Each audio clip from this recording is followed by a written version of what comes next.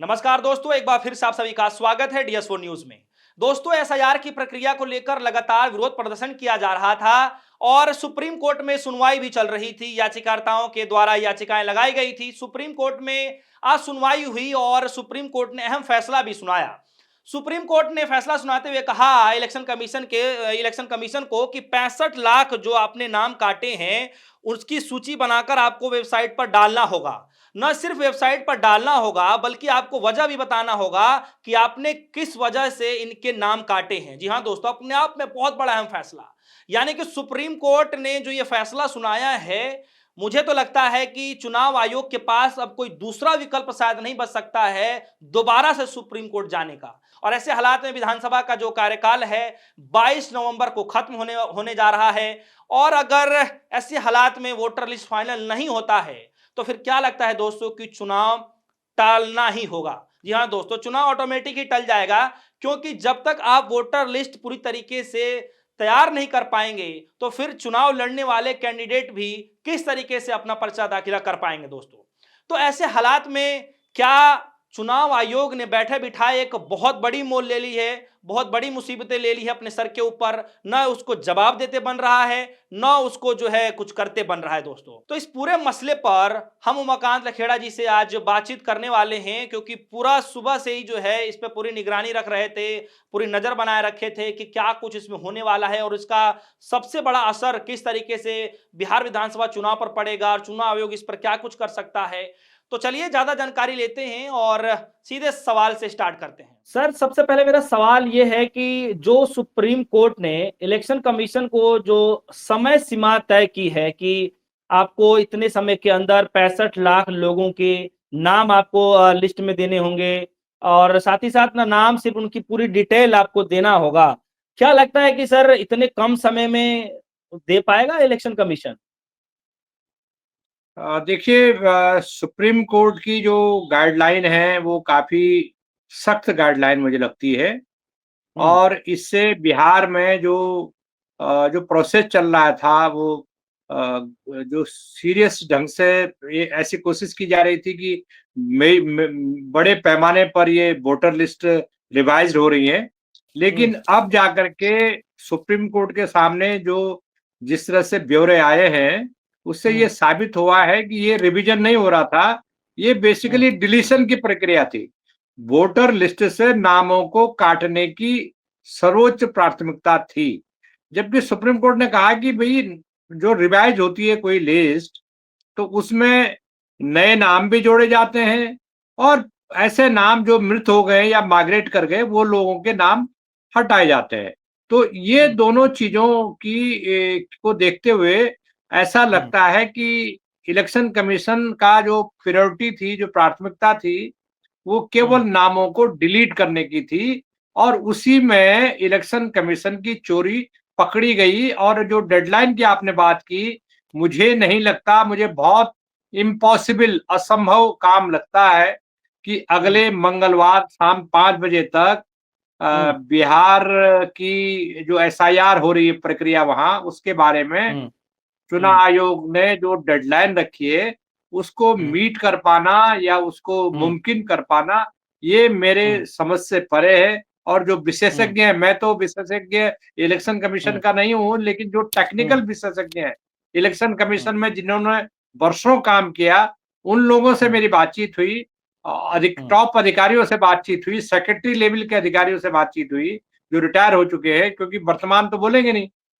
तो रिटायर अधिकारियों का कहना है, जो सेक्रेटरी लेवल के अधिकारी हैं, कि ये काम बहुत असंभव है, ऐसा मैं मानता हूं। और मैं मानता हूं कि उनकी राय सही है जो कह रहे हैं कि मुश्किल काम है ये। जी। लेकिन सर ऐसे हालात में बिहार विधानसभा का चुनाव भी है और उससे पहले ये जिस तरीके का सुप्रीम कोर्ट ने ऑर्डर दिया है कि आपको 65 लाख नाम जो है जोड़ने भी हैं। सर, ये तो वो हैं जो कटे हैं, उनके नाम उजागर करने हैं, बाकी के जो नए जी। एडिशन करने हैं, जो जोड़ने हैं, उसको लेकर के भी बड़ी दिक्कत होगी। तो सर इतना जल्दी ये सब कैसे हो पाएगा, और वो भी बिहार विधानसभा चुनाव की भी एक डेडलाइन है कि इतने समय के बाद आपको कराना ही होगा चुनाव। तो कैसे सर ये सब पॉसिबल हो पाएगा, मुमकिन कैसे है?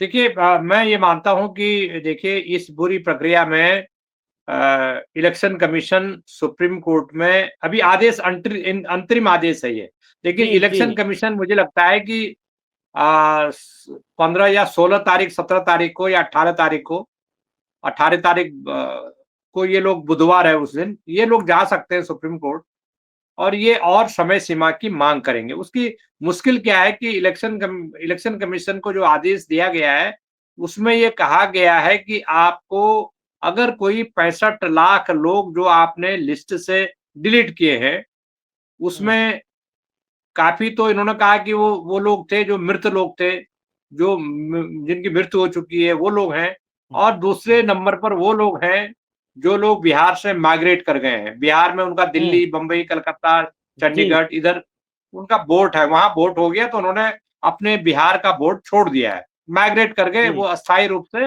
वो लोग माइग्रेट कर गए बिहार से।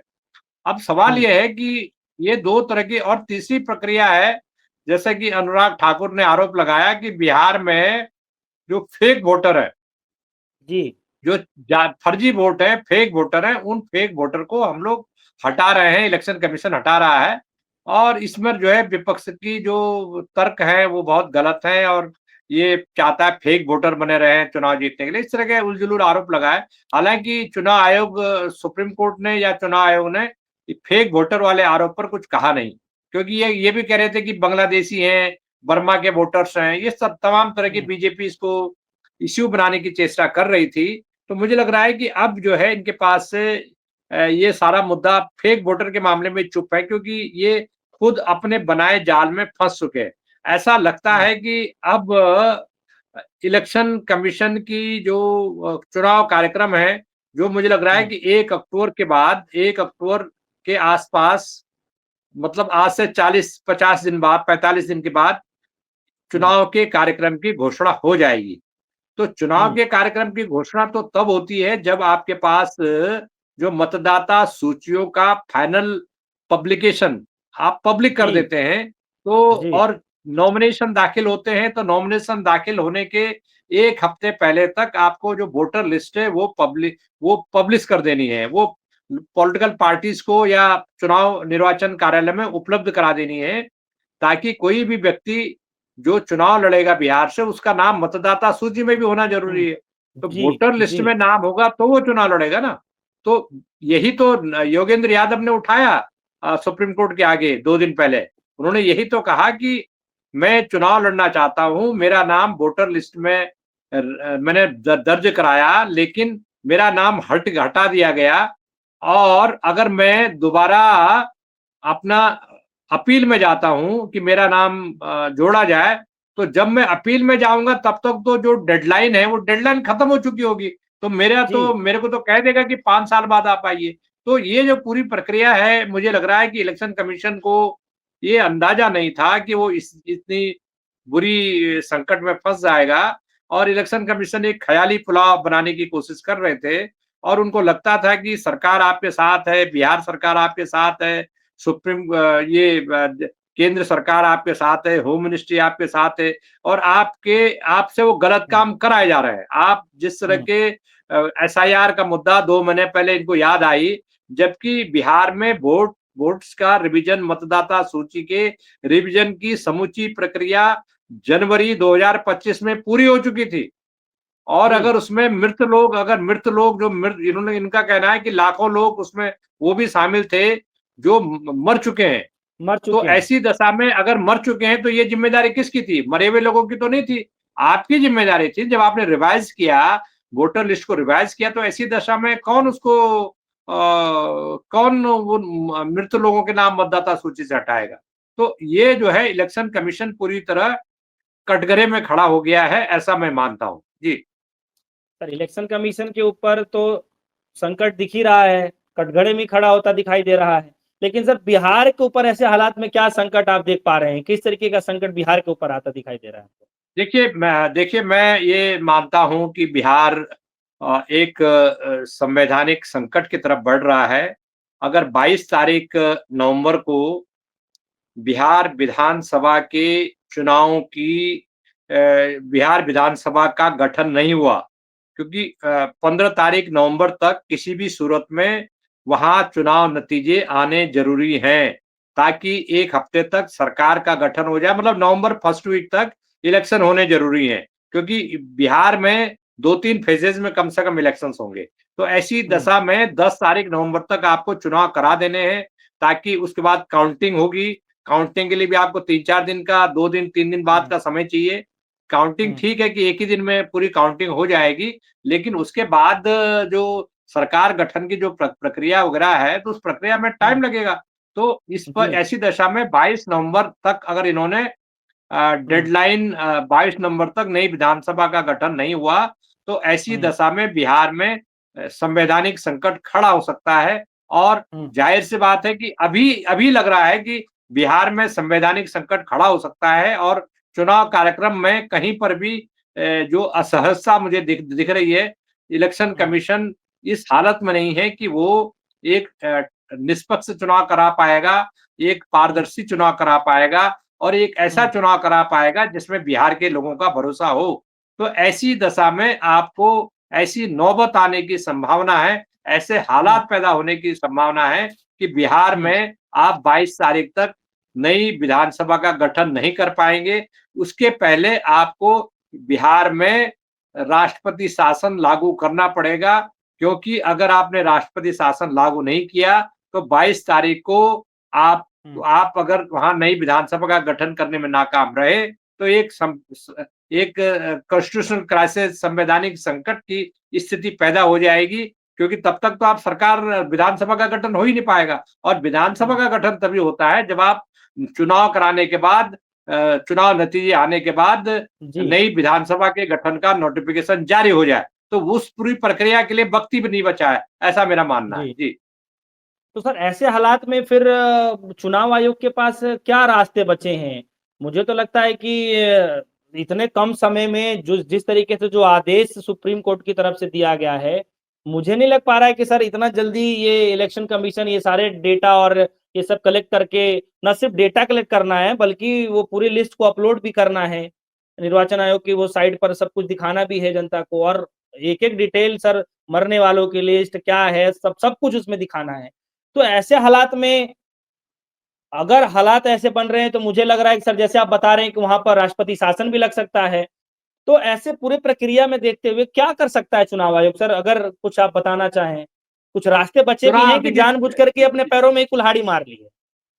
जी, जी। देखिए, चुनाव आयोग खुद एक मुश्किल में फँस गया है, क्योंकि बिहार में जो एसआईआर की जो प्रक्रिया है, जैसे मैंने बताया कि उस प्रक्रिया के लिए जब आपके पास पर्याप्त समय नहीं था, कोई लॉजिक नहीं था, कोई तर्क नहीं था, और उससे ऐसा लगा कि आप सत्ताधारी दल के लिए या सत्ताधारी गठबंधन के लिए आप काम कर रहे हैं।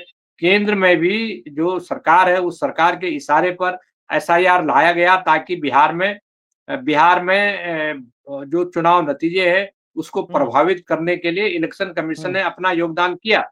देखिए, हुँ, इलेक्शन कमीशन ने इससे पहले जो महाराष्ट्र में हुआ था, तो महाराष्ट्र में बड़े पैमाने पर लाखों की तादाद में, कर्नाटक में तो महादेवपुरा जो सीट है, उसमें तो बड़े पैमाने पर फर्जी वोट बनाए गए, 1 लाख वोट बनाए गए, हुँ, जिसमें वो विधानसभा सीट पर, महादेवपुरा विधानसभा सीट पर आपने जो है सेंट्रल बंगलुरु सीट पर आपने हुँ, ये हारी हुई सीट को जिता दिया फर्जी वोटों के ज़रिए। ऐसे ही आपने महाराष्ट्र में किया। महाराष्ट्र में बड़े पैमाने पर वोट बनाए गए, और आज कोई रिपोर्ट है मेरे पास जो बनारस से आई है, वहाँ पर बड़े पैमाने पर ऐसे ऐसे आरोप लगाए हैं कि दूसरे राज्यों के, गुजरात के लोग ला करके वहाँ वोटर बनाए गए, दूसरे बाकी राज्यों के लोग वोटर बनाए गए। और राहुल गांधी ने जो खुलासा किया, उस खुलासे तो उन्होंने एक ही व्यक्ति को कई-कई जगह वोटर के रूप में उन्होंने इलेक्शन कमीशन के डेटाज में लिखा हुआ है, जो इलेक्शन कमीशन ने राहुल गांधी को डेटा सौंपे थे। और दूसरी बात ये है कि हुँ, एक और आपके दर्शकों को मैं बात बता दूं कि आज जो हुँ, है पानीपत के गुआना लाकू ग्राम पंचायत का जो सरपंच का हुँ, चुनाव था, जो 2022 में हुँ, हुआ था, जो जीते हुँ, हुए प्रत्याशी को हारा हुआ घोषित कर दिया गया था, हुँ, और जो जो वाकई में जीता हुआ था उसको हारा हुआ, और जो हार गया था उसको जीता हुआ 2022 में पंचायत चुनाव हुँ, में हरियाणा की बुआना लाखू सरपंच का चुनाव था। तो सवाल ये है कि अब तो ईवीएम ईवीएम की गड़बड़ी का एक और सबूत आ गया, और सुप्रीम कोर्ट के आदेश पर ये जो ईवीएम हुआ था, ईवीएम की काउंटिंग हुई थी और उसमें जो दूसरी बात ये है कि जिस तरह से चुनाव आयोग जो वीडियो वीडियो फुटेज होती है काउंटिंग की पूरी प्रक्रिया की, उस वीडियो फुटेज को इन्होंने कहा कि हम नहीं दिखाएँगे। तो ये जो पूरी प्रक्रिया है, इलेक्शन कमीशन खुद एक वोट चोरी के आरोप में इलेक्शन कमीशन के हम्म। चेहरे पर कालिख फुट हम्म। गई है और जो आरोप हम्म। राहुल गांधी लगा रहे थे, मुझे लग रहा है कि हम्म। वो साफ दिखाई दे रहे हैं और अब तो आज तो ईवीएम का पिटारा खुल गया है।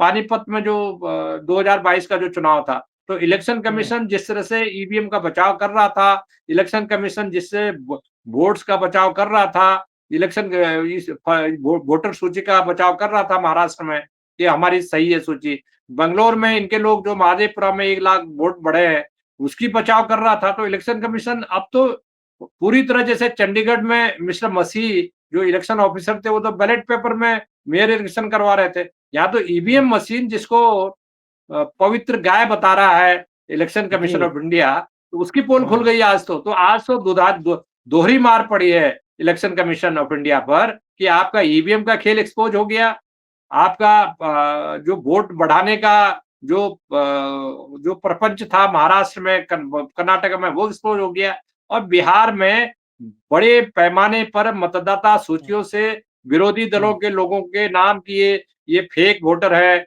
ये मृत मृत है, ये नए वोटर, तो नए वोटर के मामले में भी ये उलझने वाले हैं बहुत ज्यादा, क्योंकि अगर हाँ। कुछ भी गलत हुआ।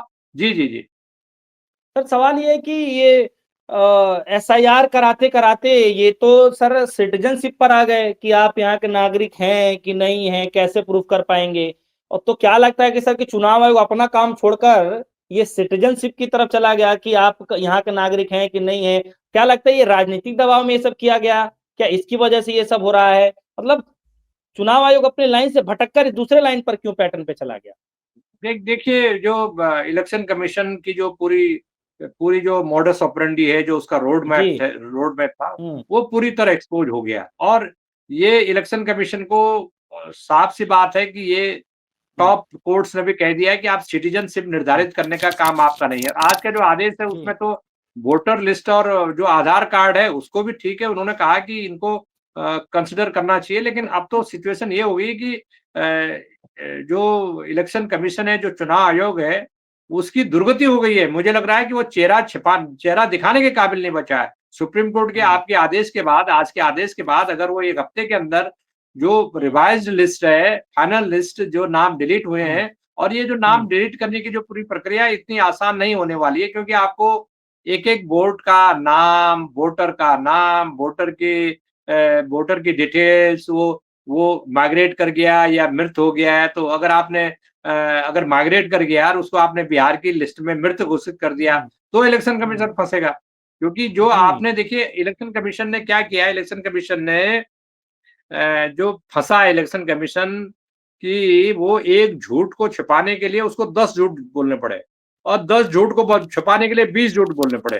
तो वो झूठ और सच के लपेटे में इतना बुरी तरह घिर गया है कि मुझे नहीं लगता कि उसके पास अब बच निकलने का कोई रास्ता है और देश में मुझे लग रहा है कि अब जो जब सबसे बड़ी चिंता का विषय मेरा ये है कि ये डेडलाइन को पूरा नहीं कर पाएँगे और ऐसी सिचुएशंस में चुनाव आयोग अपनी नाकामी उसने पूरी तरह उजागर कर दी है और उसका ये भी चीज़ बहुत साफ हो गई है कि वो केंद्र सरकार के इशारे पर बिहार में एसआईआर का पूरा जो प्रोजेक्ट लेकर के आया, वो प्रोजेक्ट जो है पूरी तरह वोट को, जो विपक्षी पार्टियों के वोट है या ऐसे वोट हैं जो भारतीय जनता पार्टी, जेडीयू गठबंधन को वोट नहीं देते हैं, उन लोगों के हम्म। वोट कटवाने का उन्होंने धंधा किया और सबसे बड़ी बात है कि जिस प्रोसेस को अप्लाई किया गया, वो पूरी प्रक्रिया जो अपनाई गई, ये जो रिवाइज एसआईआर की जो पूरी प्रक्रिया है, ठप्पे एक हॉल में लोग बैठे हुए हैं, वो खुद फॉर्म भर रहे हैं, जो जी। वोटर्स का नाम खुद खुद डाल रहे हैं, वोटर को पता ही नहीं है कि उसका नाम डालेंगे, उसका नाम पर्चा भर दिया उसका किसी और ने।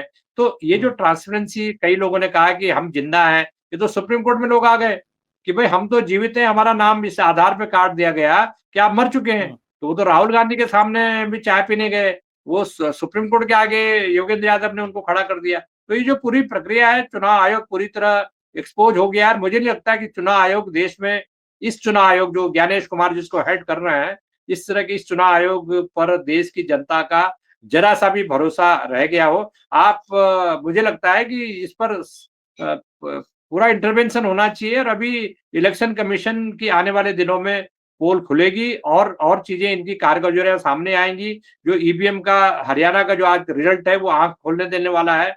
जो पानीपत का जो ग्राम पंचायत का जो इलेक्शन का रिजल्ट है वो ईवीएम से हुआ, तो ईवीएम का भी आज नंगा नाच हो गया है, एक्सपोज हो गया है। तो ये दोनों मुद्दों पर मुझे लग रहा है कि इलेक्शन कमीशन और केंद्र सरकार जिसकी रहनुमाई में, जिसके देख-रेख में, जिसके डायरेक्शन पर इलेक्शन कमीशन काम कर रहा है और भारतीय जनता पार्टी की ब्रांच के तौर पर काम कर रहा है, मुझे लग रहा है कि पूरी तरह अब इनके पास इनके बारे में कहने को कुछ नहीं बचा है। आने वाले 3-4 दिन बहुत महत्वपूर्ण हैं। अगले हफ्ते सोमवार तक ये रिजल्ट ये दे पाते, नहीं दे पाते, ये सवाल काफ़ी अहम है।